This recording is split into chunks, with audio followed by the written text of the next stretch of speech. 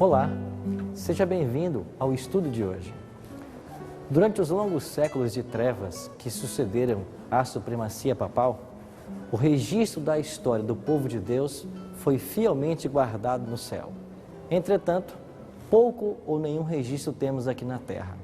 Foi tática de Roma obliterar todo vestígio de dissidência de suas doutrinas ou decretos.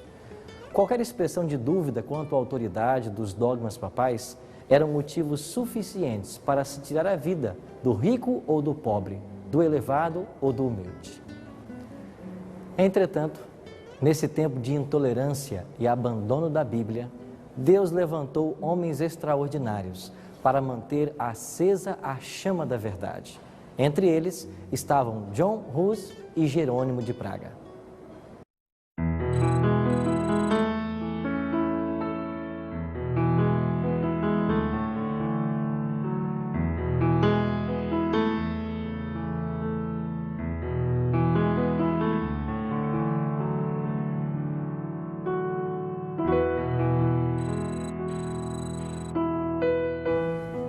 O Evangelho fora implantado na Boêmia já no século IX.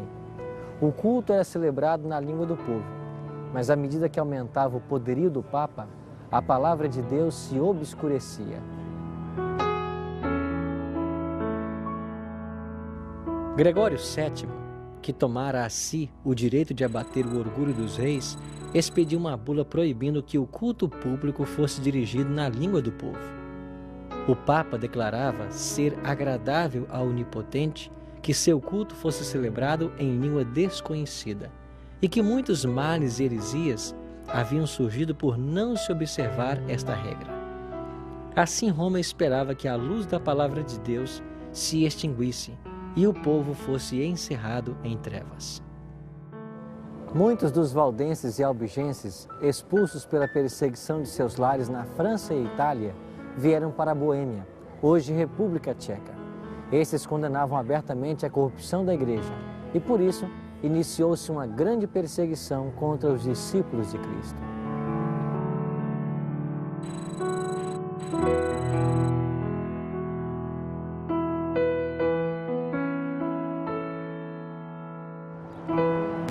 Um desses discípulos declarou ao morrer: "A fúria dos inimigos da verdade agora prevalecem contra nós, mas não será para sempre assim.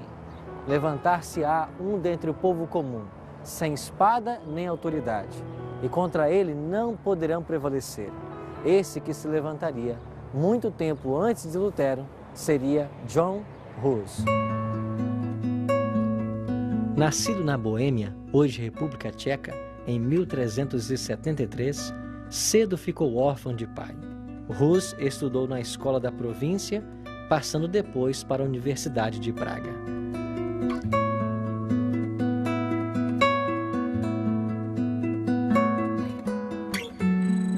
Esta é a Universidade de Praga, uma das mais antigas do mundo. Foi fundada por Carlos IV. E aqui nessa universidade, John Hus foi aluno, professor e posteriormente reitor.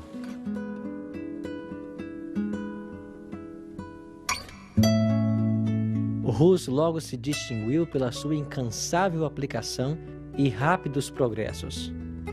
Era sincero adepto da Igreja de Roma e fervorosamente buscava as bênçãos espirituais que ela professava conferir. Depois de completar o curso colegial, entrou para o sacerdócio e foi logo chamado à corte do rei.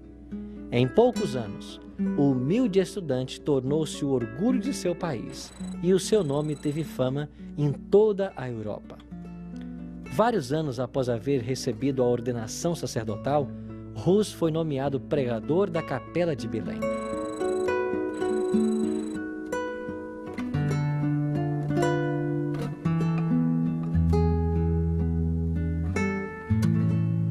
Logo após sua ordenação, John Hus foi nomeado pregador nessa capela, a Capela de Belém, aqui em Praga.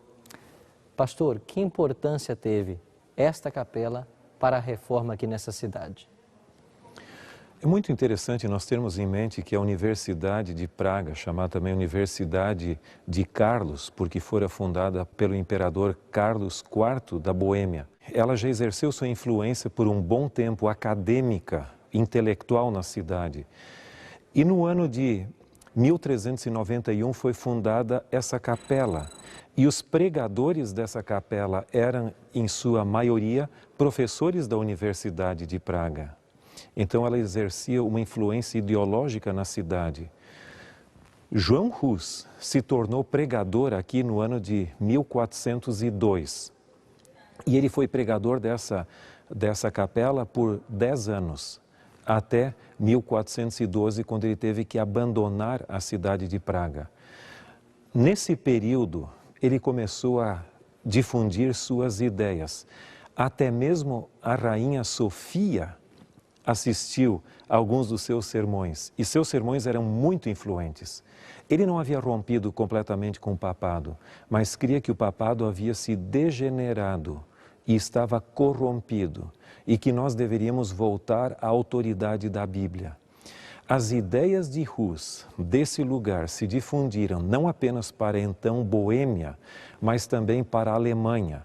Tanto é que quando Lutero apareceu no cenário, ele foi chamado de o Hus da Saxônia. Em outras palavras, Hus foi muito influente e esse é o lugar de onde irradiaram as grandes verdades até então conhecidas da Palavra de Deus, ou seja, da autoridade básica das Escrituras, fundamental, e também da mediação de Jesus Cristo e outras verdades correlacionadas. Pastor, como era o estilo de culto e adoração no tempo de John Hus? Nessa capela, que hoje está um pouco remodelada, cabiam 3.000 pessoas. E, logicamente, o grande ponto da questão da reforma e da pré-reforma também era trazer a pregação da palavra de Deus no vernáculo, ou seja, na língua que o povo entendia, porque a pregação era sempre em latim. Então, as pessoas cultas que entendessem o latim podiam entender a pregação, mas o povo comum que falava a língua local não compreendia. Então, o fundamental aqui da pregação de Hus e até mesmo já de seus antecessores é pregar a palavra de Deus na língua do povo comum. Então aí estava o povo pronto para ouvir e o pregador entrava por essa porta. Exatamente, é uma pequena escada aqui desse lado, onde ele sobe essa pequena porta e então aqui ele expõe a palavra de Deus. E que coisa bonita que aqui as verdades não da tradição eclesiástica, mas da palavra de Deus começaram a ser pregadas ao povo. E isso gerou o que nós conhecemos como a pré-reforma. Qual era o preparo acadêmico de John Hus? Ele foi formado pela própria Universidade de Praga. Portanto, ele tinha formação acadêmica. Ele se tornou um professor nessa universidade. E mais do que isso, ele chegou a ser reitor da universidade. Então, ele era uma pessoa academicamente influente. Isso lhe dava todo esse respaldo ali e uma influência acadêmica significativa. Tanto é que Jerônimo de Praga, também um indivíduo de alta educação, se uniu a ele em suas ideias e também na difusão da reforma aqui na então Boêmia.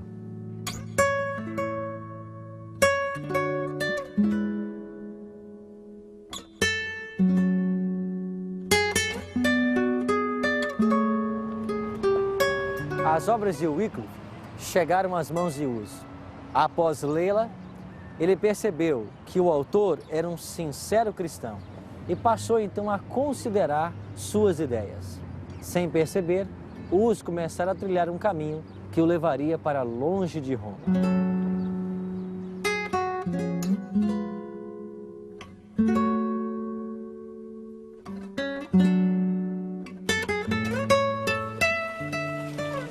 Notícias da obra em Praga foram levadas a Roma. E Hus foi logo chamado a comparecer perante o Papa. Ir a Roma seria a morte na certa. O rei, membros da nobreza e também a universidade uniram-se num apelo para que Hus ficasse em Praga e respondesse por meio de uma delegação. Em vez disso, o Papa condenou Hus e interditou a cidade de Praga.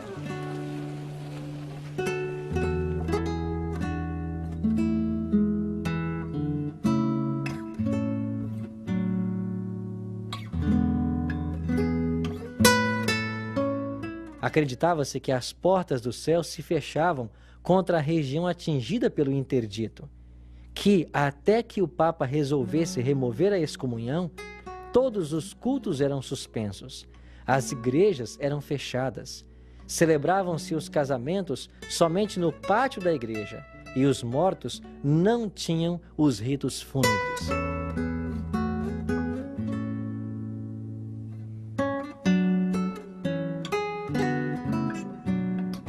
A cidade de Praga encheu-se de tumulto.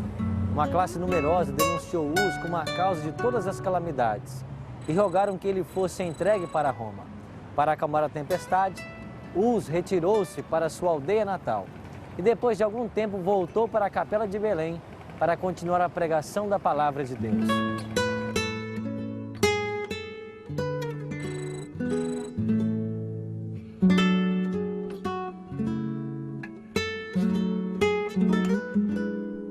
Para sanar os males que estavam perturbando a Europa, convocou-se um concílio geral a reunir-se aqui em Constança, Alemanha.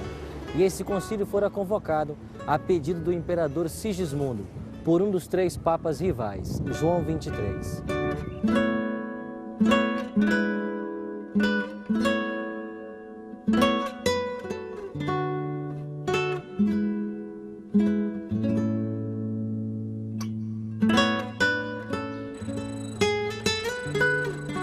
O concílio reunido aqui em Constança convocou então a John Hus.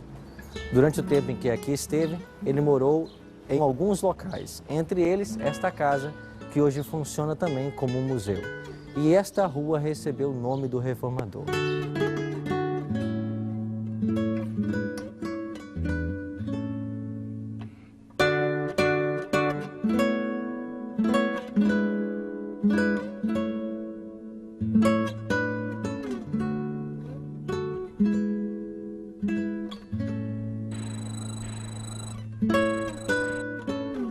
Pastor, por que essa cidade é importante para o período dos pré-reformadores?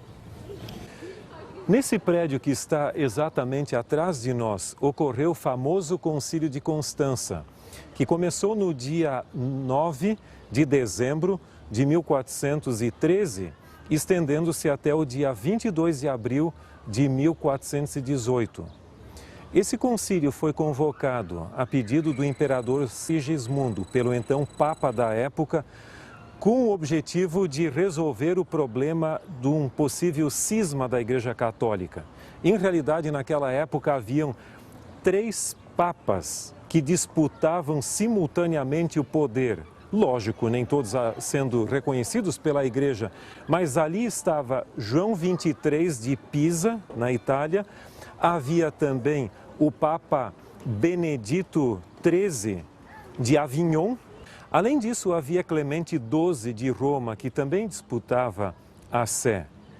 Em realidade, esses 3 papas, cada um gostaria de ser reconhecido, e a Igreja, por sua vez, corria o risco de se esfacelar ou se subdividir. E nesse concílio aqui foi finalmente escolhido um outro papa em substituição aos 3, que foi Martim V.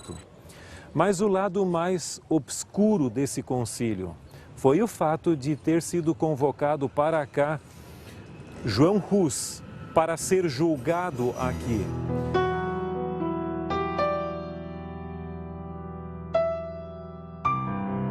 Chegando em Constança, concederam a Hus plena liberdade. Ao salvo-conduto do imperador Sigismundo, acrescentou-se uma garantia pessoal de proteção por parte do Papa. Mas, com a violação destas solenes e repetidas declarações, em pouco tempo, o reformador foi preso, por ordem do Papa, e lançado numa asquerosa masmorra. Nesse local funcionava um mosteiro dominicano, e aqui nessa torre, John Hus esteve preso nos momentos que antecederam a sua morte.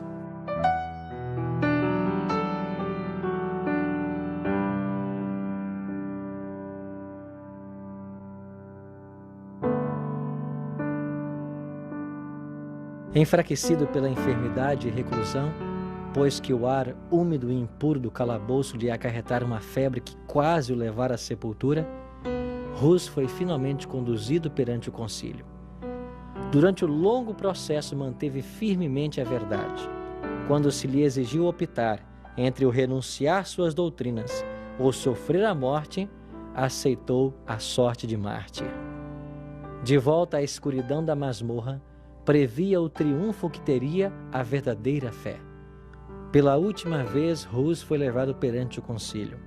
Era uma vasta e brilhante assembleia. Chamado à decisão final, Hus declarou recusar-se a renunciar. Pronunciada então a sentença, iniciou-se a cerimônia de degradação. Ele não se retratou. E o sacrifício dele como mártir foi uma das cenas mais trágicas da história do cristianismo. Ele foi colocado roupas sacerdotais, despido com fúria e então colocado na estaca, e lá ele foi queimado vivo. E pedindo perdão a Deus pelos seus pecados e tendo a certeza da salvação. Isso gerou um efeito contrário na Boêmia. Muitos boêmios, a nação praticamente como um todo, se sentiu traída pelo fato de o salvo-conduto e todas as garantias não terem sido respeitadas. E ele acabou sendo sacrificado dessa maneira. Isso gerou um forte espírito antipapal.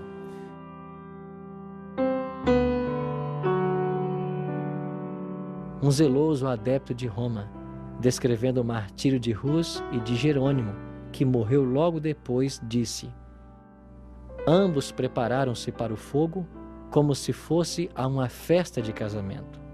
Não soltaram nenhum grito de dor. Ao levantarem-se as chamas, começaram a cantar hinos. Depois de completamente consumido o corpo de Hus, suas cinzas e a terra em que repousavam foram ajuntadas e lançadas no Reno, e assim levadas para além do oceano. Seus perseguidores em vão imaginavam ter desarraigado as verdades que pregara.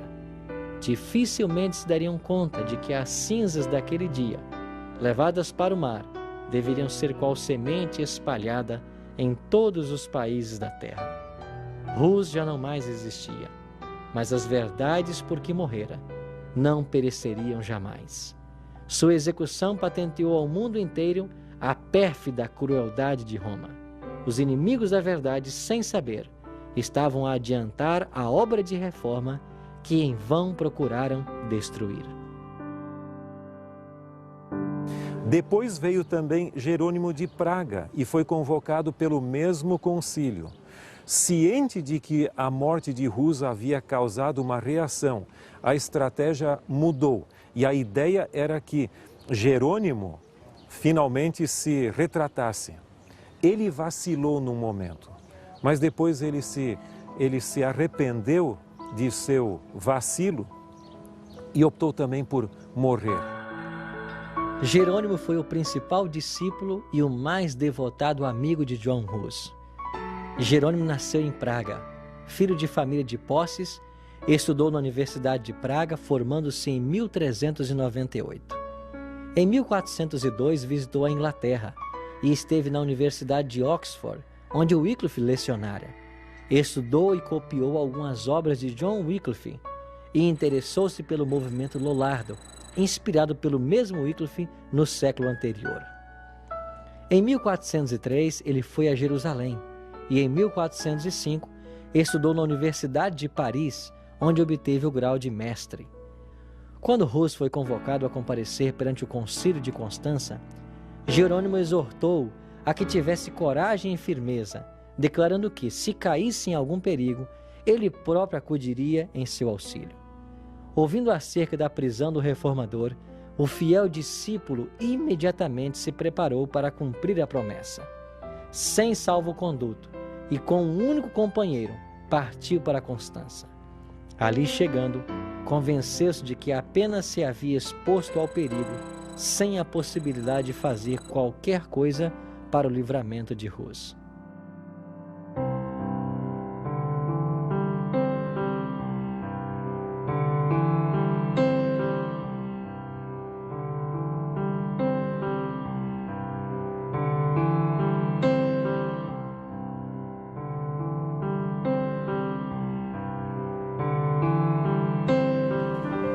Aqui nesta casa, número 14 da rua João Hus, morou Jerônimo de Praga, em 1415, para atender à convocação do Concílio de Constança.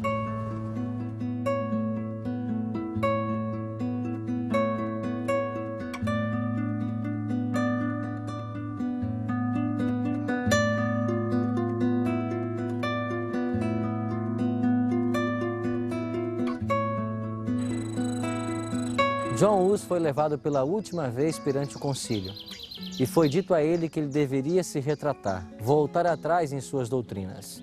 Mas ele preferiu a sorte de Marte. Tomada então a decisão, ele foi trazido para esse local, acompanhado da multidão aqui de Constança, soldados armados, dos bispos, dos padres. Chegado a esse local, pastor, o que aconteceu? Ele foi colocado então na estaca, amarrado ali, e no momento em que o carrasco estava prestes a acender o fogo, ainda foi lhe dada uma última oportunidade de se retratar.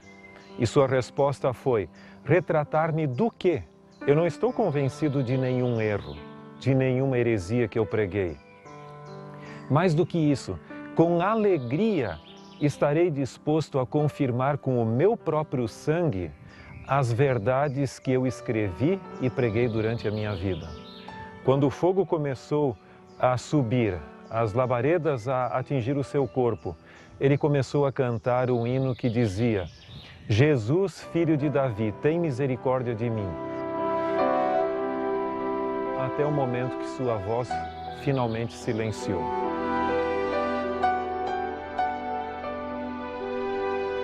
O martírio de João Hus ocorreu em julho de 1415 e cerca de um ano depois, a mesma sorte coube também a Jerônimo de Praga e a inscrição está do outro lado da pedra. Vamos até ali para olhar a inscrição.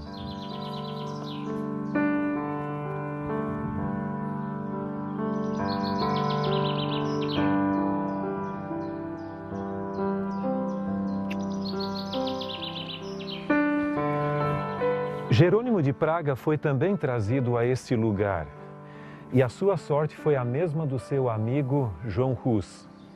Ele já estava amarrado na estaca e quando o carrasco foi colocar fogo por trás do seu corpo, ele pediu que viesse para a frente e disse: ponha fogo na minha frente, porque se eu tivesse medo eu não estaria aqui. Quando as labaredas começaram a subir, e começou a cantar um hino que dizia: Senhor, Pai Todo-Poderoso, tem piedade de mim e perdoa os meus pecados. Tu sabes que eu sempre amei a tua verdade. E ele continuou cantando esse hino até que sua voz silenciou e depois da voz ter silenciado, ainda seus lábios continuaram balbuciando as mesmas palavras.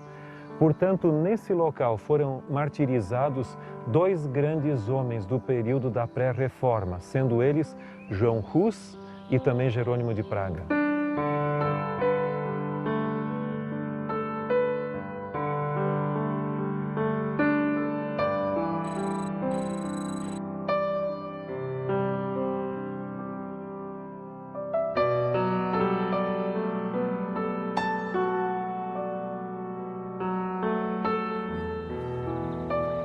O ódio dos líderes da Igreja de Roma contra Hus e Jerônimo foi tão grande que eles não se contentaram apenas em ceifar-lhes a vida na fogueira, mas depois de mortos, as suas cinzas foram trazidas e jogadas aqui no Reno, no intento de acabar completamente com aquilo que eles consideravam heresia. Mas assim como o Reno desemboca aqui no lado de Constança e suas águas se espalham, da mesma maneira, as ideias desses dois pré-reformadores se espalharam pela Europa e atingiram o seu clímax na famosa reforma do 16º século.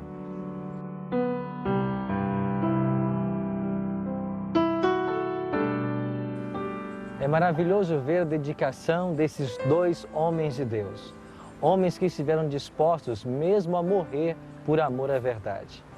Não deveríamos nós hoje imitar esses exemplos em ser fiéis e leais ao ensinamento da Bíblia, ainda que a nossa vida seja ameaçada, que Deus nos ajude e nos abençoe, para que o mesmo Espírito que havia em Uz e Jerônimo possa também fazer parte da nossa vida cristã.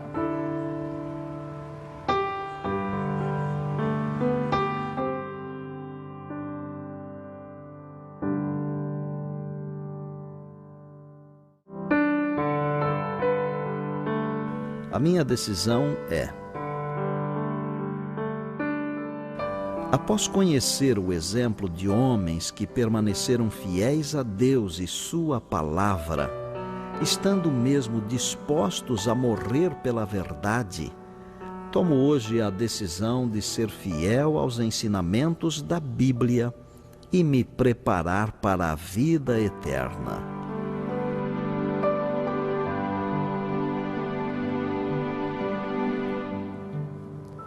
Se esta é a sua decisão, ore comigo agora. Bondoso Deus e Pai, obrigado pelo exemplo de homens extraordinários, como vimos hoje, que estiveram dispostos mesmo a entregar a própria vida para que a Tua palavra e a Tua verdade fossem preservadas. Ajuda-nos a sermos fiéis também a todos os Teus mandamentos e que nós possamos assim estarmos cumprindo com a ordem de Cristo. Isso nós te pedimos em nome de Jesus. Amém. O Concílio de Constança, reunido para resolver o problema do cisma papal, quando havia 3 papas candidatos à coroa, nomeou Odo Colonna, que recebeu o nome de Martinho V. 66 anos depois, no mesmo dia em que o Papa Martinho V foi coroado, era batizado na cidadezinha de Eisleben, na Alemanha, um bebê que também receberia o nome do santo, agora Martinho Lutero, o grande reformador da Alemanha. Iremos aprender mais sobre essa extraordinária história em nosso próximo encontro. Que Deus o abençoe e até lá.